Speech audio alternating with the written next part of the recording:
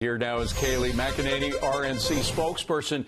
Kayleigh, thank you for joining us. Let's talk about California, first of all. It's an incredible state. I mean, it's hard to imagine this is a state that Ronald Reagan came from, because right now, out of the 54 congressional seats, only 14 are held by the Republicans, 39 are held by Democrats, and they want to increase their lead. I mean, they want to go bring the Republicans down to zero. How are they doing? And particularly Republicans, do they have any hope of holding on to at least those 14?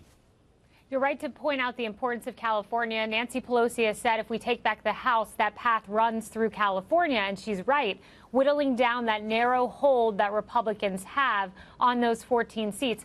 We're encouraged. We think that we can win here. And tonight is big, David. We can't overstate the importance. If we can shut out Democrats in these 3 congressional races for Rohrabacher's seat, Royce's seat, and Ice's former seat, if we can do that, that means Democrats don't have a shot on at least 3 seats. It puts them farther away from getting those 24 seats that they need to take over the House. You know, there does seem to be a wave, and I'm not talking about the blue wave here. There seems to be a wave against the status quo in California. The status quo is very far to the left, going further far to the left. You look at the sanctuary state law, which is really beginning to divide California. Every day it seems to be a new city that's opposing the government, the liberal government, on this particular issue. Is that going to work in your favor? No doubt about it. You know, you look and we see that Kevin De Leon, the author of the sanctuary state legislation, he was right there at number 2 in the Senate seat. The primary, of course, Dianne Feinstein holds the seat. It looked like a Democrat would rise there and shut out the Republican. Likely would still happen. The Republican has a long shot chance of getting in that seat. But the author of the sanctuary state legislation has fallen in the polls, and that's noteworthy, especially when you consider the fact that more than a dozen localities are rising up against the state government saying we do not want this in California. By the way, one of the first people to mention sanctuary cities back in the 1970s, a woman politician, she came out against the state's sanctuary state law. So the tide is really turning on that issue. Let's move to the other coast, the East Coast, the one you and I are on right now in New Jersey, and move over to the other house, the Senate, where Senator Bob Menendez, a longtime Democratic senator, is in some real trouble. He may actually, you know, the Democrats thought they were going to maybe even take over the U.S. Senate. If he's out in New Jersey, I don't think they have a chance, do they?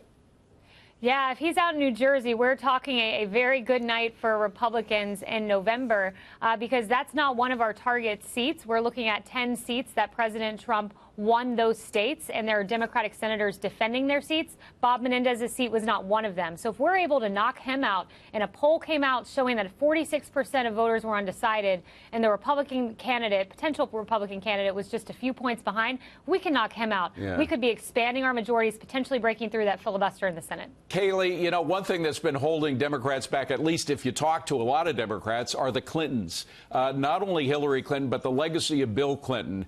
And, of course, recently he's had, you know, trouble once again with the issue that keeps haunting him. It always has, his trouble with women. Are we finally at the end of the Clinton era? Every time we say that, they come back. But what do you think?